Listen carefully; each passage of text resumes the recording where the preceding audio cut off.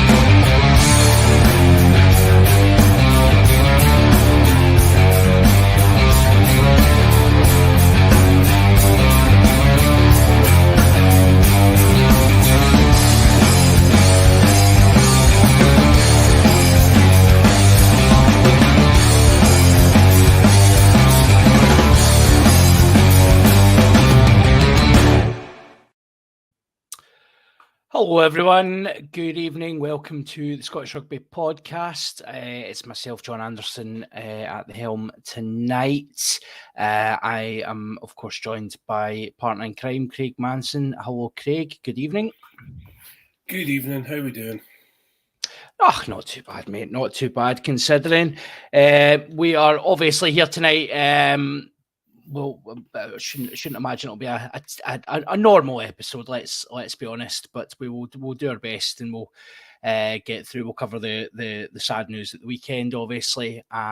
Spend a bit of time on that, and then we'll see. Obviously, rugby at times like this, rugby tends not. It doesn't matter too much, but we'll touch on the URC games as well when we get a chance. Those of you who's joining us.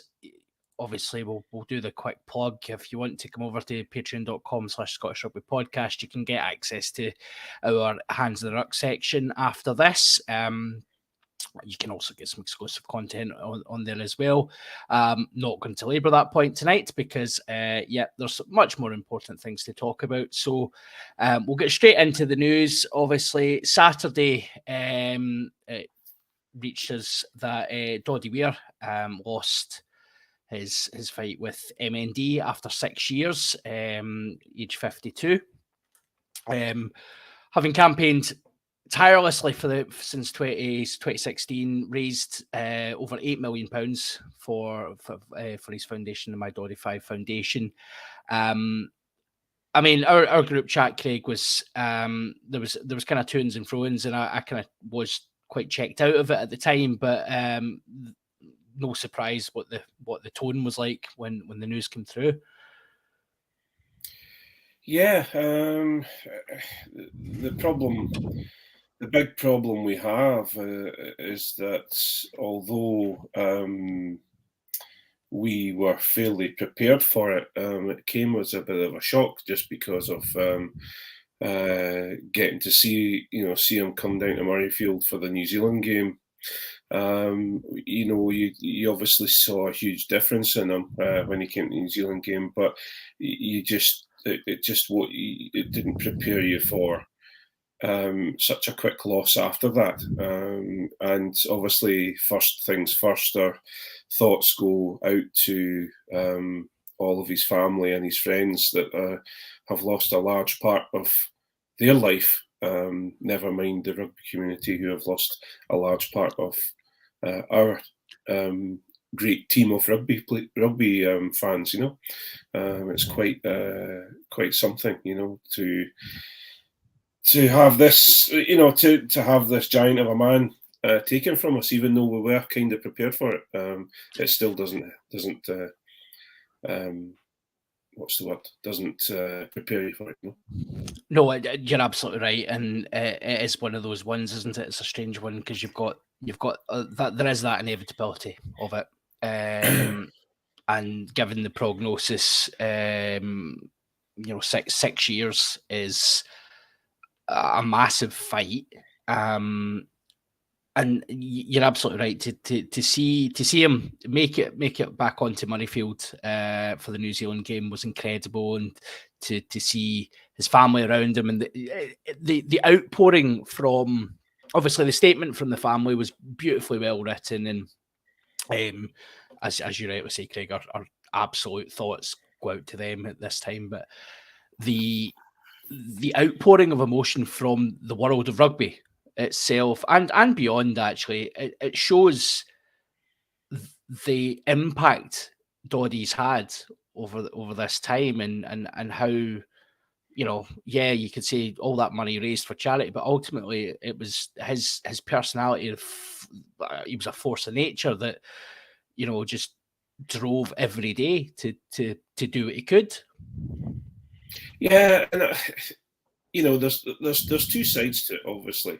There's Doddie Weir, the rugby player, stroke rugby pundit, etc. And then there's Doddie Weir, the MND campaigner and sufferer. To deal with the first one, you've got a gentleman there who I was very, very lucky to spend a very, very small amount of time with him.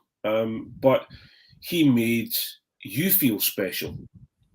He was interested to talk about you and what you're doing, and he also just talked to you like a normal person. Whereas a lot of people who I've met a few MPs and people like that who will talk to you, but you're not talking to them. They're going through their process to shake hands and move on. And with Doddie, he was interested in find out a funny story from you, because he was always there ready for the funny stories from him, and also although he mentioned it at the Sports Personality Awards, the BBC Sports Personality Awards, one of the only trophies he ever held, being a Scottish rugby player from the 90s, but he was just.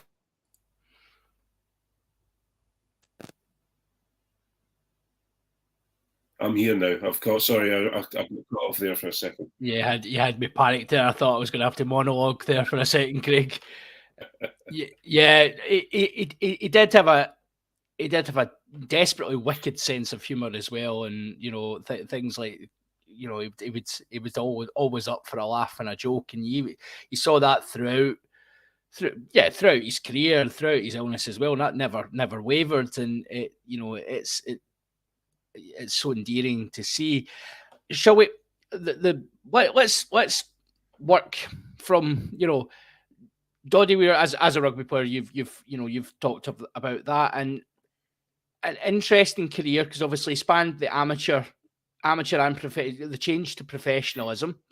Second row, famously described, what was it, the mad giraffe or something to that extent, wasn't it? Yeah, I heard it today, actually. I was listening to the I know we don't tend to mention other podcasts on here, but I was listening to the BBC Scotland, the rugby podcast, and that was a fabulous listen. And I think it was Bill McLaren was describing him as the running like a mad giraffe. I think it was. Yeah, you're right. That's right.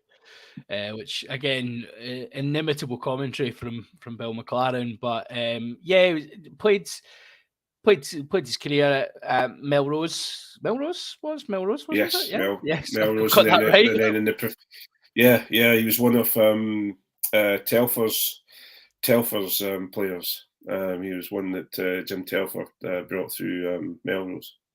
And won the title at Melrose in 1990, I believe, as well. Which was that picture, and then played at Newcastle in the down south as well, and obviously, a very successful club career, but also got the opportunity to go and represent the Lions famously, and we'll all remember the infamous scene on the Lions tour with the press officers and the management and the mistaken identity. It's interesting, isn't it, when you see footage like that, you get to see he was truly a person that, you know, you do think he would have been happier with a pint in hand and just playing a game he loved than the professionalism aspect of it. But, you know, he was well known as being he took his rugby very seriously as well. Yeah, lots and lots of coaches and players that have played with him and coached him have, you know, been talking about him quite a lot over the last week, and all very complimentary. He was, you know, a second row who originally at 19 years old when he started playing senior rugby was 14 stone. Wow. At 6'7", I think he was, something That's like that. right, yeah. And you know, and he originally, funny, Jim Telfer was just talking about. I was listening to the BBC Scotland thing again, and he was saying that he started him at number 8 because his dad didn't want him to play second row, and he, you know, he was, everyone who's talked about him has said that he was athletic around the park, one of the new age second rows who would be quick around the park and very hard to deal with compared to the big lumps that were second rows at that time and sometimes still are. Well, absolutely right, and it is interesting to think about him in that sense of being, you know, it was around that time where we transitioned from that amateur era into professionalism. The typical body type and role of players did change, and, you know, seeing a very talented rugby player like Doddie Weir playing in the forwards and playing second row, it has set the archetype, as you say. You know, you do still get those lumbering big brutes of a second row, but there is a place now for the ball playing quick around the park, the mad giraffe, if you will. And I think we see that. It's interesting seeing the influence of guys like that through Scottish rugby as well, because we have players in the current squad who, you know, they're not Doddie Weir, but the style of play, you can pick out elements of it and see that coming through. So yeah, it's very interesting. So the Lions thing, obviously we've covered the Lions tour before, and the what a character he was on that. But obviously seeing his Lions tour get cut short in the way it did was really disappointing and really sad. And even for a man like him, it was hard to deal with. Yeah, and you know, it's well documented that, you know, most of the rugby community, if have watched the Living with the Lions DVD and video at that time. And have watched the usual jokes, etc., that are going on, but also have watched the heartbreak of him sitting in with Dr. James Robson, being told that he's no longer going to play in the Lions and he's going home. And I think all of us that have played rugby, you know that feeling of being told you're done for the day. That's you, and you can only amplify it by probably 5 or 6 million to be at the pinnacle of your rugby career and have it cut short by just sheer brutality, and someone being, going back to the days of people who were out to hurt someone, you know, to take them out of the tour so that they don't have to play against them. It was just horrendous. So yeah, and we could all talk about whether he would play with Martin Johnson and be a Test player. I'm sure he would have been, and that's the point, you know. And then you reflect on the 61 caps for Scotland as well, in an era where, you know, generally we've seen a couple of centurions since then, but generally caps you didn't tend to get 61 caps. That was, a mark of how long he had been in that squad. And certainly as a youngster, remember, Doddie Weir was one of the standouts in those kind of teams, in that sort of for me, that mid 90s period where, you know, you would see his name in the squad and he was always one you would look out for and watch out for, which, you know, probably again is that entertainment factor of wanting good players to play rugby and seeing them. But 61 caps for Scotland, I mean, that's no mean feat in that era, and well deserved. What was your? Do you obviously you're sorry to spoiler alert for everyone? Craig's slightly older than me. What's your early memories of Doddie Weir in a Scotland jersey? I think for me, I think because we went through the period of you didn't jump in the line out, and then you jumped in the line out. Yeah.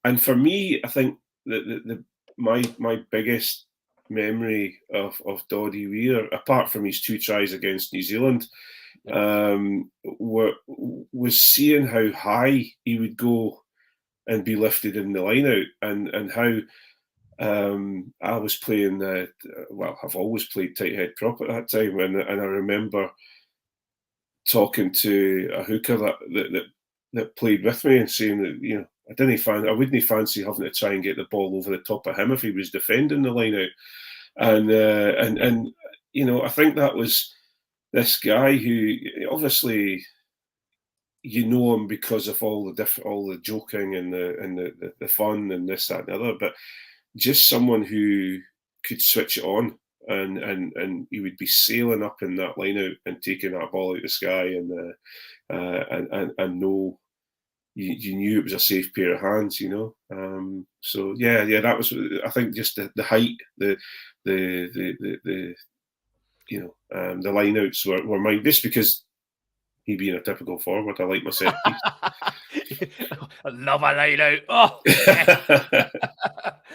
And obviously, Doddie left Newcastle in his club career and finished his career back in the Borders at the Border Reivers, as they were at the time.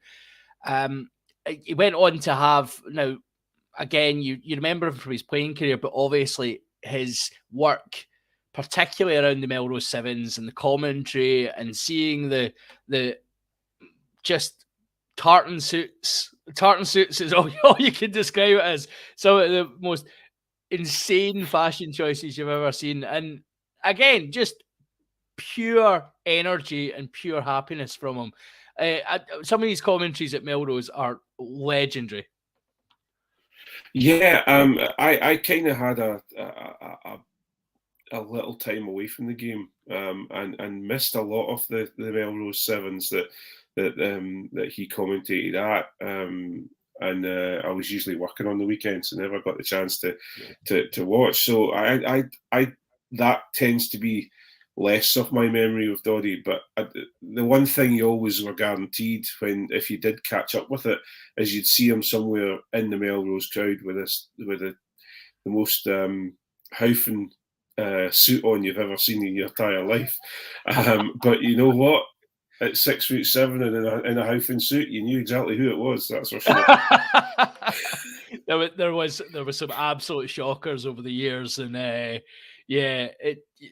was one of those ones. I don't think I ever thought of dabbling in the tartan trousers, tartan suit like escapades. But if I had ever thought to myself, I could pull that off, not a chance. I think you have to be 6'7" and have a personality to match to be able to pull off the tartan shoes like Doddie did. Aye, absolutely. I've got a pair of tartan trousers, but they're certainly, you know, mind you, there's a big enough arse in them. But you know, I certainly don't know if I could go with a whole three-piece tartan outfit. Maybe there's an opportunity for you to try that out, Craig, at some point, and we'll you never know. Do a fashion show. We'll have a live event where I'll get all the tweed manufacturers in the Borders to make me one. That's it. Well, if there's any tartan suit makers listening tonight, or listening, have a surplus. Have a wee surplus, yeah. There you go. Maybe for charity, me and Craig will do a tartan suit catwalk for you. So if that's of interest to you, get in contact. with the podcast. Can't believe what I'm just trying to sign us up to, Craig. I noticed you were doing the talking there. I had nothing to do with it there. Oh, mate, I can talk you into anything. Don't you worry. And have. I have, yes. I have, yes. On, too many occasions now.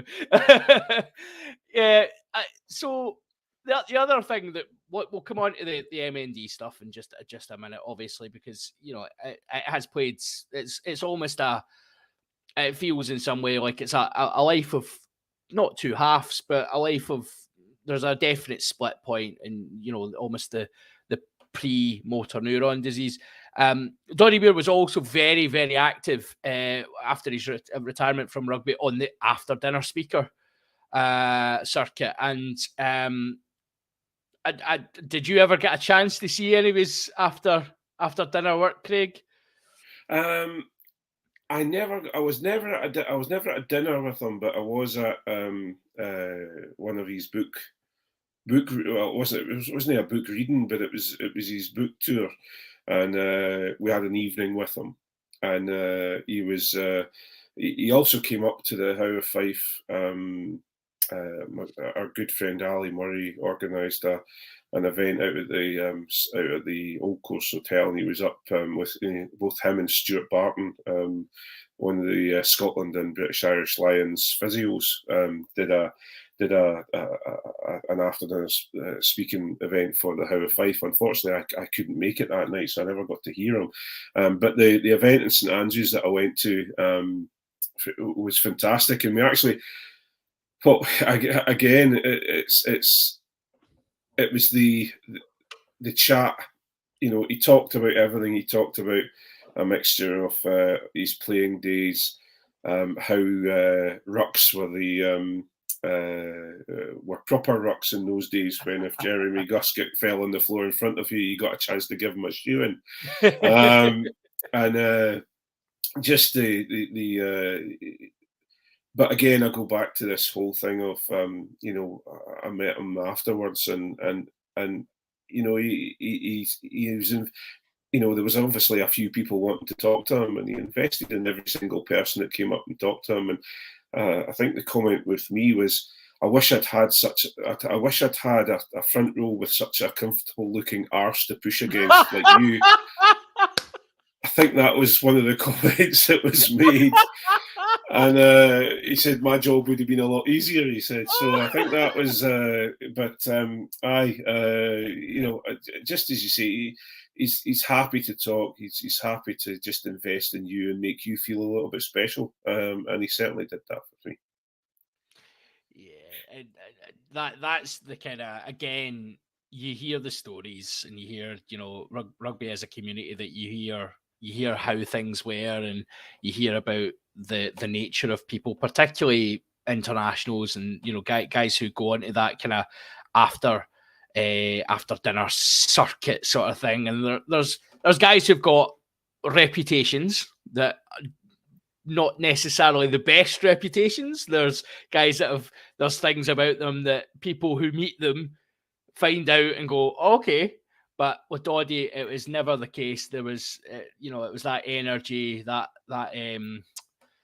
just being a real person and just having the time to share with everyone. He was someone who I think often, thought about how lucky he'd been to kind of play sport, and and had just enjoyed life, and it shone through in the stories you hear from people. I think also, sorry, I cut you off. No, please, no, you no, back in. One of the things that, okay, Doddy is special, and we can't really, because I'm sure if you go and meet Rob Andrew or even, I don't know, I've met Finlay Calder before, and he was a lovely guy, but obviously Doddy was different. But what was the most, for me, one of the most endearing things is you just felt you could have a pint with him, yeah, and talk about farming or talk about I mind the How of Fife. Yeah, I've played up there before, or yeah, I know about these guys, or whatever it was. You could have a pint with them, and that's, I guess, that's a sort of a legacy of the being in the amateur game and then coming through into the professional game. Because don't get me wrong, all the modern day professionals seem to come across as decent guys, or women, but I'm taking the women out of there because the women because they're still dealing with the amateur side of things at the moment. But they tend to retain some of that, some of that accessibility. But they don't. Doddy was never guarded with what he had to say. Although you never really. I've never really heard of anyone turn around and say, "Oh yeah, he was at a dinner with us and he told some racist jokes, or he told some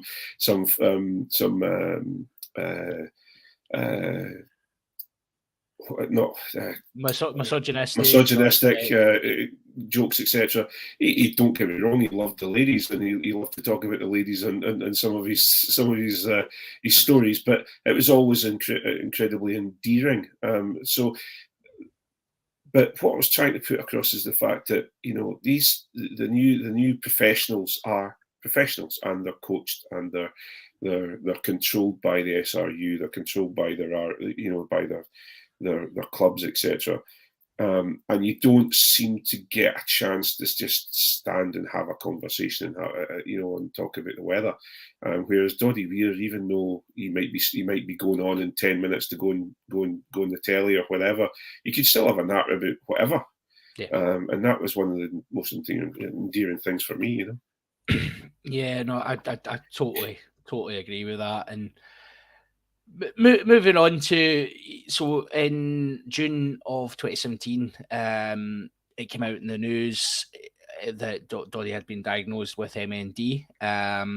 He had a fairly, like a lot of MND sufferers, he had a fairly limited prognosis. I think that's fair to say. Everyone, everyone's different, but you tend to have what the average person has tends to be fairly limited. And this coincided with setting up of the foundation, which has gone on to £8 million doesn't do it justice. Like, every one of us, probably everyone in the rugby community is aware of the Doddy Weir Foundation and the work it does, and we've been part of the Doddy Aid and all the different things that have happened, and it's incredible to think of how much work has went into that in such a short period of time, because obviously 6 years for that sort of impact, it's just incredible. Like, I actually, I was reflecting on it earlier on today, just trying to get my head round the concept of it, and it's just mind blowing what they've achieved. Yeah, I think there's, for me, there's a couple of points to make. The first thing is that when Doddy's diagnosed, and he was diagnosed, and anybody with MND currently is diagnosed, there's no fight. It's how you live your life until you pass on. Yeah. There's absolutely nothing you can do about it now, apart from there's a drug on the market that extends your life a little bit and helps you live with it. But that's it. And I'm very lucky to be married to a rather wonderful woman who's involved with, in her small way, she helps people communicate using devices, and she does come across people with MND who lose their speech, etc., because of it, and it's there's nothing that can currently be done about it. So for me, I think it's more the reaction of the man, who then said, "Right, well, I've got a small amount of time left. What am I going to do?" And his only thought was to turn around and go, "I'm going to do everything I can to make anyone else who comes across this disease, whether it's a family member having to deal with someone being diagnosed or the person that's been diagnosed, make their life that little bit easier and eventually, hopefully, find a cure. And obviously, he got a lot longer than he thought he would ever get with the disease, and that is down to, I would say, I hope, this is absolutely my own thoughts, but I think it's down to the fact he kept busy and hammered on and had something to drive forward with. There's two ways of doing it: either feel bad and terrible, and you're quite welcome to do that, and it takes you quickly, or you power on and live as much of every day that comes to you is precious, and he seemed to do that, and just the work he's done and the foundation has done. The second part of what I was going to say was the fact that you're now in a position where if you see MND, a lot of people say, "My name's Doddy." Yep. And if you see a specific type of tartan, you know it's Doddy's tartan. And there's people out with the rugby community. There's people all over the world now who know all about Doddy Weir, and they may never have touched or seen a rugby ball in their life, but they know about Doddy Weir. And it was really interesting during the campaigning and stuff. Where you've obviously got a couple of people. Obviously, the rugby community. We had Yus van der Westhuizen as well, who campaigned the J9 Foundation and set the blueprint in some ways for what people could do and what a campaign could look like, and generating huge amounts of money for research into disease. And actually, you're even seeing just today there's an announcement regarding Alzheimer's drugs and things like that, which all of this research is linked, and the more money that goes into these foundations, the more likely it is that you could maybe potentially see a cure for this disease. It was interesting thinking about during the campaigning and during Doddy's illness, guys like Rob Burrow as well, that spot, and seeing them together in the kind of BBC were quite good at getting the sports people together, and it's telling that you've got these high profile people who are putting themselves out there and the thing that struck me, and actually the Doddy appearance at Murrayfield against New Zealand, we've already said it was quite. There wasn't a dry eye in the house, let's be honest, and it was quite telling, shocking in some ways to see that decline. But I think for these guys, they should take so much pride in the fact they put themselves out there in that way. They didn't hide away. They didn't shy away from what this disease does to you. And I think that's incredibly powerful, and like something that probably not get mentioned too much, but incredibly powerful and really, really important for people. Yeah, I think, as you say, there's two sides of it again, and then I keep going on about two sides, but yeah, You're sitting on the fence tonight, Craig. So yeah, no, I'm not sitting on the fence at all. I'm not sitting on the fence. I'm just, you've got people out there who can use their perceived fame. So we've got Doddy, we've got Kevin, we've got Rob Burrows. You've got now the guy Slater, who's now Ed Slater, used to play for Gloucester, and he's the latest person within the rugby community to announce he's been diagnosed with MND, and they use their fan base and their notoriety to help push the agenda of MND forward, and we can what we have to do is ensure we continue to do that. The other side of it, however, and I hope this does not get lost in the calls for a Doddy stand and a statue of Doddy outside Murrayfield, and all of the other things that are going along with the fans, the Scotland fans, and also people around the world who have been touched by Doddy's story, is that there's people who aren't famous who are dying of this disease every day, and we need to ensure that that the work keeps going. We still pick up the piece of tartan. We still go out and react to Doddy Aid emails and Doddy Aid calls for money, and we ensure that we keep going, because it's very good to start. We're all here to celebrate Doddy and say what he's made a disease that we all knew about, but we never really talked about because it's a death sentence. There's nothing you can do about it. And I think he's made us realise that, hang on a minute, there are people out there who are dying quite a horrendous death. It is, yeah. With no support.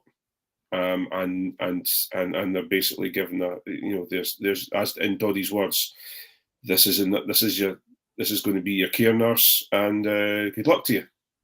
And we need to ensure that, I know the NHS is, you may from your NHS side of things, there might be some more things in there that rather than that, but that was the words that he discussed. And as someone in that position, he's absolutely right to call exactly as he's seen it. And the statistics in Scotland, so approximately 400 people at any point in time are living with MND. And just to kind of put context onto that statistic, 200 people are newly diagnosed every year. So it's about a 50%, rate that go within the year. So, and you're right. It has flagged to people. Obviously, I think it's flagged to people. You see all the quality of life, and you've touched on it from your personal experience, Craig, through your wife. That the quality of life stuff that has to be more readily available and has to be available for everyone. 400 people within our country, every single one of them should get a quality of care that is equal and of the best quality they can get. And it shouldn't just be, here you go, you might want to think about getting your affairs in order. Here's a good lawyer for your will, and by the way, here's your nurse, and that's you. Yeah. Which you're absolutely right. It has been in the past, and your point about there being two sides to it. Yeah, it should absolutely be about making sure that quality of care and the dignity and everything that should be provided through that piece is done to the utmost absolute gold standard, whilst also looking at how do you research and help people. How do we avoid this? Is ultimately where we're at. So, it's been an incredible. I think probably summarize it like every Scotland fan has got their Doddy story, and it's been incredible seeing the work that's been done. And you're right. We all need to. It didn't end Saturday. It's not going to end. People have to keep this memory alive and utilize this to continue to, and do it for the right reason. The reason is, it's fighting this disease that exists and campaigning for it. And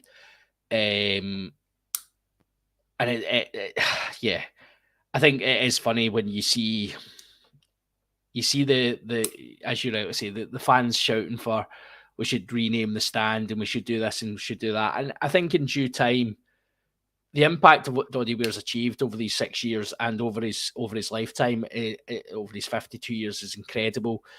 And in due course, we would look back on that, and there rightly or wrongly might be calls for various accolades and various memorials.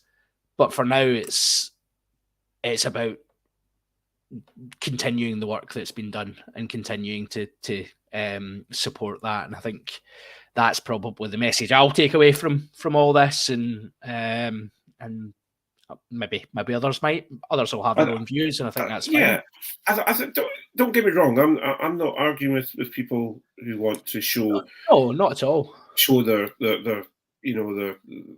their grief in certain ways, and I would be quite happy to pay to pay the SRU's extortionate ticket prices to sit in the Doddy Weir stand. I don't have a problem with that at all, and I was only using it as an example. Oh, I know, mate. I know. The big thing for me is the fact that, you know, and I don't know what Doddy wants.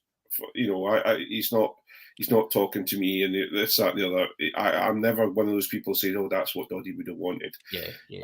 For me, though, the way I would like to remember him is to ensure that any time somebody puts something in front of me that's for MND, that I find whatever I've got in the pocket or whatever I've got in the bank account, and I put a little bit into it, and just to ensure that we can continue to research, or the researchers, the properly brainy people can look into this disease and hopefully stop the suffering of the people who are dying of this disease, and also hopefully, fingers crossed, find a cure. Yeah, so I think we've had Dougal's been with us throughout. He actually sent a comment in right at the start, but I think it probably summarises this section up really well. Dougie says, "I think we all thought he was immortal. Sadly not, but his wonderful, extraordinary spirit lives on. Lucky enough to have met him and shared a chat and a wee drink with him, and I'm sure many Scotland fans will be able to say shared a chat, shared a wee drink with him." And you know, you've said yourself, Craig, you were able to share some time with him, and we'll all take that forward, and you know, maybe it's a lesson for, as you rightly say, you know, players today. The SRU will maybe come on to the SRU and answer the ruck out for you. Let me think. Yeah. Which one of the four different? Yeah, I mean, in a week where, you know, in a week where we've lost Doddy Weir, the SRU have done their best to do a hold my beer quite a few times. So we'll come on to that in Hands of the Ruck, but I think there's lessons to be learned from their side on that level of engagement. You know, I guess for me, so I'm not going to name a player, right? But in the modern game, if a player was to have a situation that was similar, or to have some, you know, God forbid, something happens and they find themselves in a position where they're walking out in front of a Murrayfield crowd to present a match ball against the All Blacks, having, you know, been diagnosed with something or what have you, I would find it hard to think that the crowd would obviously be right behind them, but I just think that level of engagement and that crossover between amateur into professional, that accessibility that we've discussed throughout, fans really respond to that. And there's a lesson here. You know, rugby's meant to be a game. It's meant to be a game for people, you know, being able to watch your heroes down the park, having watched them all the way through the club game, and you know, we're meant to have that connection to our players. And yes, it's professional, and yes, it's controlled, but there's an argument here that the SRU and others could really benefit from just letting those reins go a wee bit and letting people be people, because that's rugby. People tend to be, we actually can be quite decent, and people can be people, and it's okay. Yeah, I think you know, obviously, you know, there is the cesspit that is Twitter, is it still going? Has Musk shut it down yet? Are we prefacing this slightly? Okay, yeah, maybe I'm behind the curve on that one. At 21:47 on the 30th of November, Twitter is still active, right? So if you're listening back to this, and it's not, we were right at the time. I'm really disappointed nobody has put up a parody account of me. I'm just it's just a shame. But goes to Twitter. I'm just thinking, but then again, I can pay for a blue tick now, so that's exciting. I might parody and do a blue tick. I can be somebody. No, but I think obviously our players need to be protected from the complete lunatics out there, or even just the people that just need to be told to shut up now and then. It's no way to But talk how? about Cammy. Sorry, I was thinking, funnily enough, it wasn't Cammy's face I had in my head. It was Johnny McGinty's, but that's a different. No, I'm only saying that because he's not here. The short sniffer. We'll keep that for the Patreon. But I think just, if you look at the players now in this current era, which player in the Scotland team who has shown his frailties, shown his ebullience, has shrugged off a little bit of the SRU tight gripper on him, and has shown that he's a man of the pie-eating public, is in that team and is one of the most loved players in Scotland. Yeah. And there's a direct, you can't just turn around and say, "Oh yeah, Finn has made that." No, that's just him being him. And if we had more not information, I suppose, if we just knew who these players were a little bit more, because we got a chance to speak to them, we got a chance to have them on podcasts, we got a chance to just, there's Murray McCallum came on the podcast. Oh. Everyone, what a nice guy, and someone who we all, when we found out he's playing for the Barbarians, we're all, mate, good on you, mate, and delighted for him. So all these little things, if they just loosened a little bit of their grip and let us know who they are a little bit more, then that's great. Protect them, fair enough. Protect them from the social media people out there. But anyway, that's I think it's an absolutely reasonable thing to and yeah. So unfortunately, so the news came through on Saturday, and there was rugby on Saturday, and I was all ready for obviously I get tagged in quite a few things about the Edinburgh result and Benetton, and obviously at a time like this, rugby's not important, but ultimately there's URC points available, and the championship goes on. So Edinburgh were, I mean, they were poor at the weekend. There's no other word for it. But I mean, both Pro-Cubs were poor, but there's a difference between being poor away to Leinster or poor away to Benetton. It's been described to me, Craig, as one of the worst Edinburgh performances of the last few years. Would you agree with that, or? I'm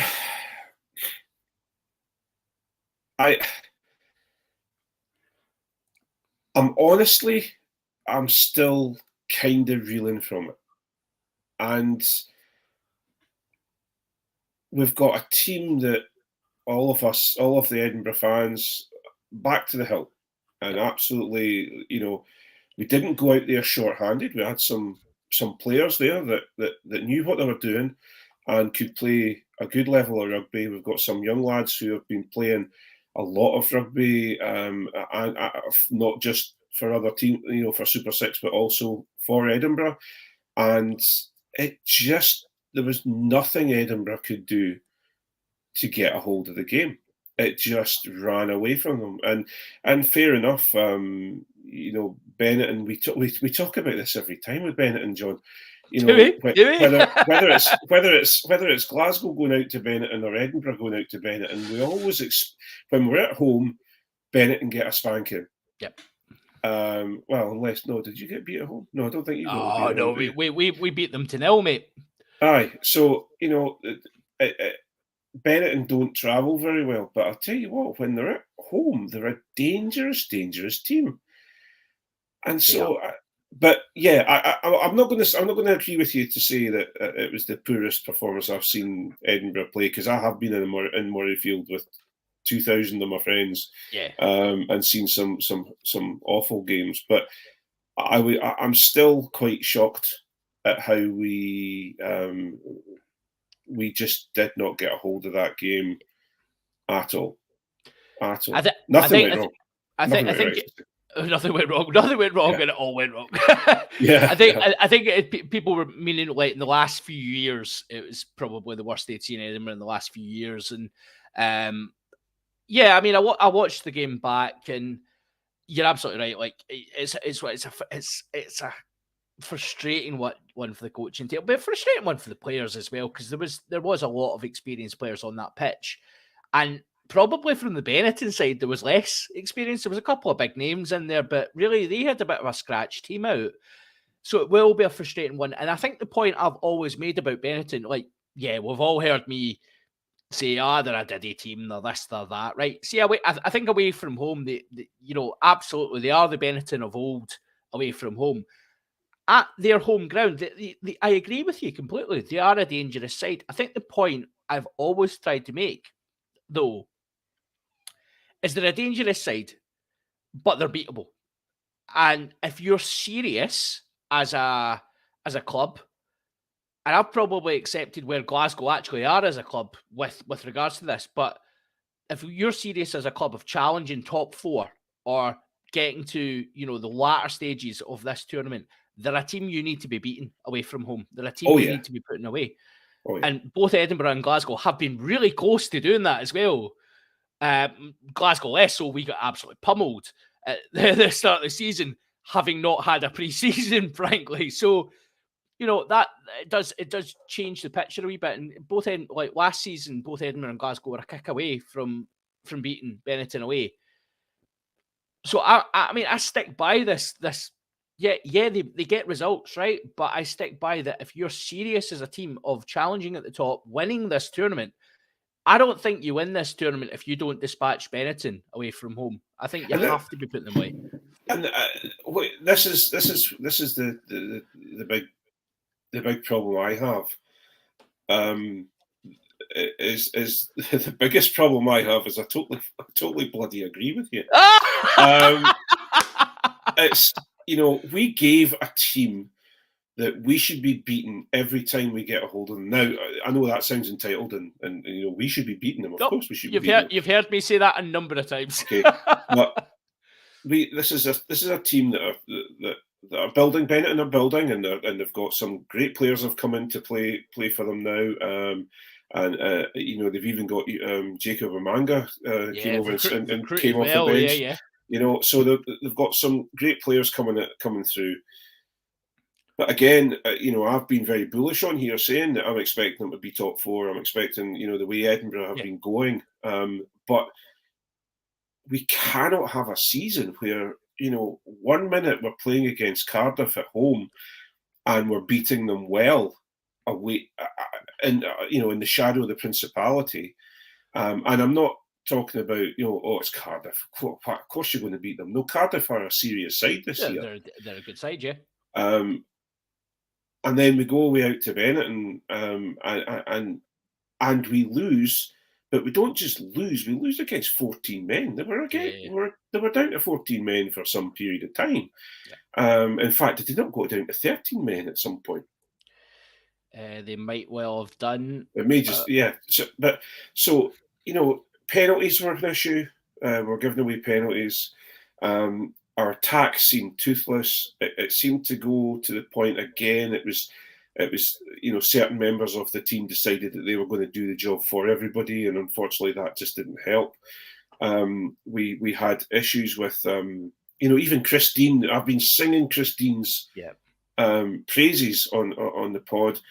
He goes back to, it's almost like he'd had a hard reset. They switched him on and off again. Did he start talking Spanish? Yeah. and he's back into crash ball, taking a lot of contact.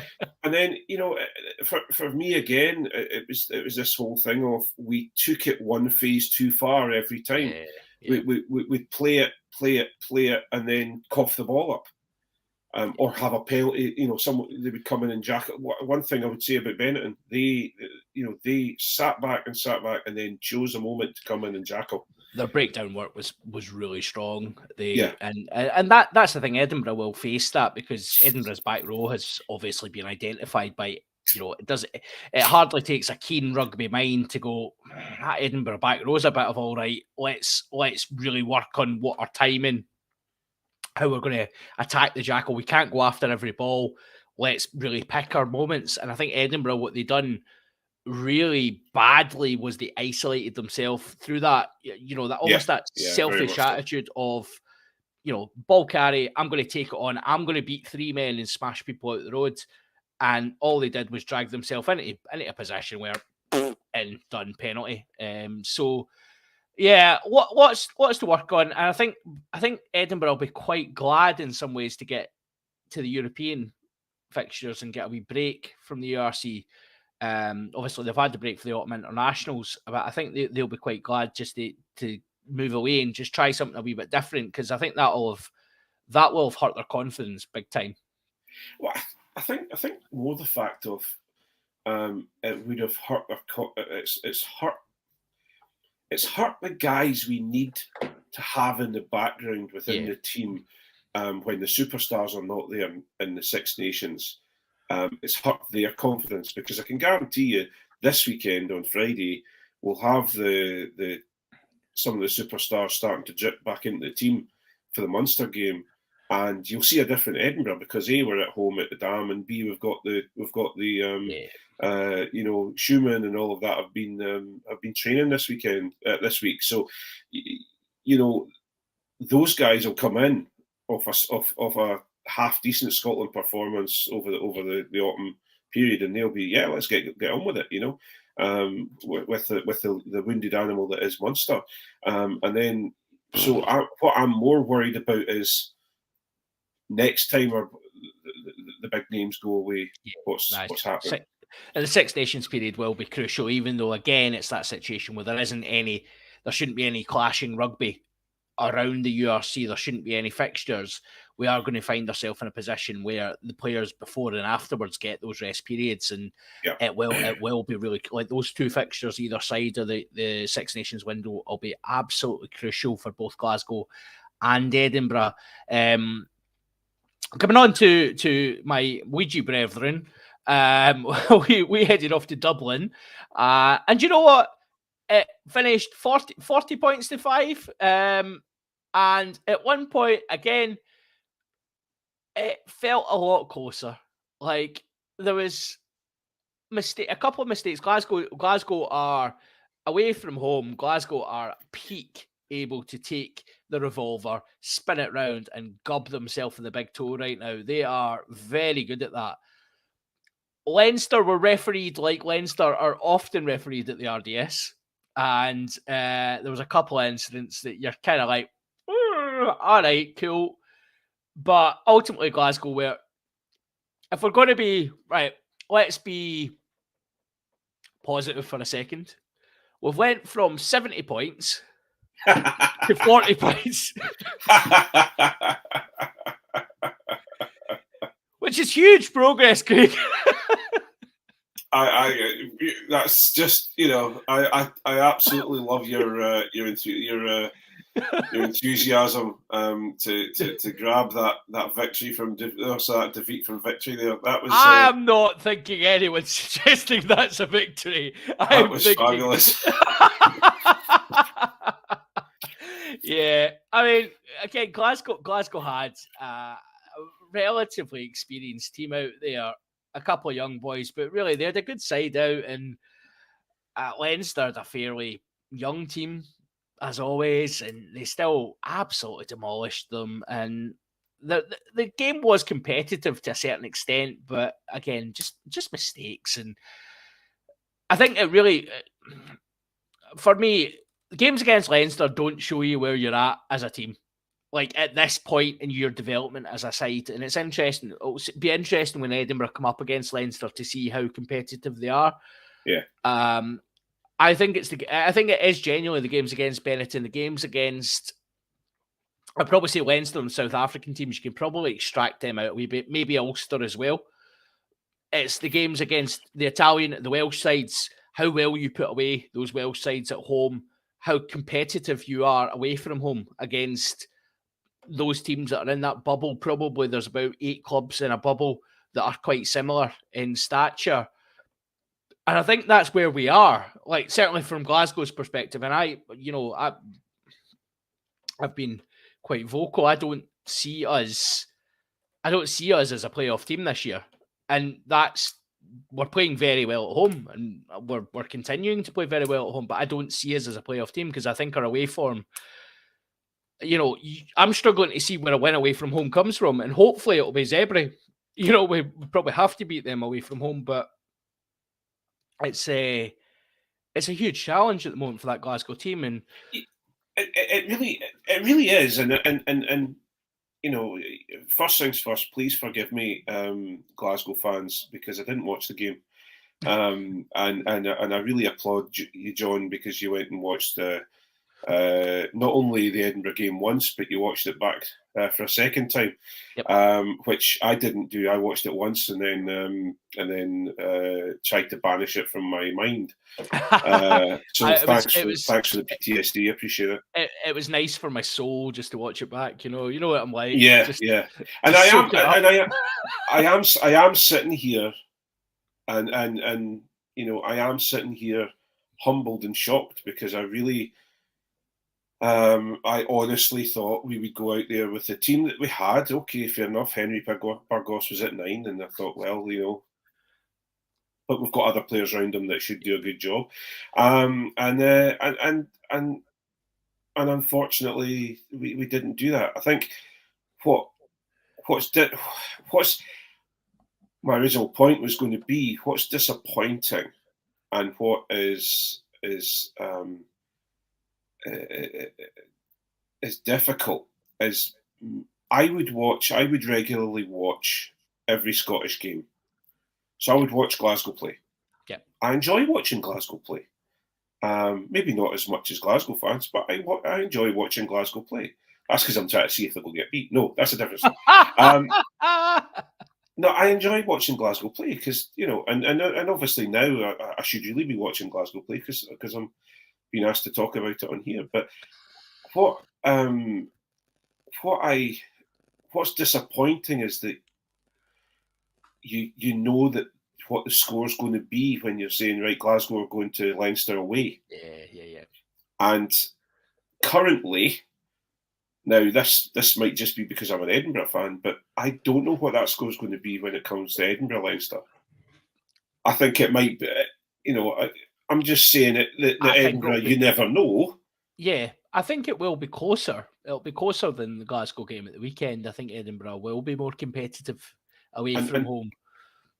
And what I'm more concerned about for Glasgow and Scotland's rugby as a whole is, we've got a few players within Glasgow that we've talked about before that are, I know we've got to be serious here because it's people's jobs and livelihoods, but it's time that they moved on. We've got underused players within Glasgow who are looking like they're starting to be used a little bit more now. Yep. And I think it'll be, I very much do hope that we're going to get back to a situation where Glasgow, we're going into a game to watch Glasgow play and not expect a score. Yeah. This is, this is going to be an interesting game to watch. And unfortunately, but then again, next year you never know because Leinster won't have Lancaster, so you just don't know how that's going to affect them. Yeah, I mean, there's lots of things at play, isn't there? I just the final point in the Glasgow game, before we wrap up the free view, you're getting your money worth out it. Well, your money, your free money. You're getting your free content tonight, boys and girls. Come and pay your money and head over to Patreon with us, and we'll give you a good time. That sounds weird. Yep, that's definitely not what I was expecting about Patreon. The absolute standout on the Leinster Glasgow game, the absolute standout player on both sides, Sebastian Cancellieri, is having an absolute season to behold. And I know you guys are slightly different players because obviously Buffelli is a goal kicker and he is, he's a wonderful He's a wonderful attacking player, great defender. He's a very complete player. Canzielleri is an old school winger, and he is tearing it up. And he was top of a lot of the stats at the weekend, despite Glasgow taking a 40 pointer.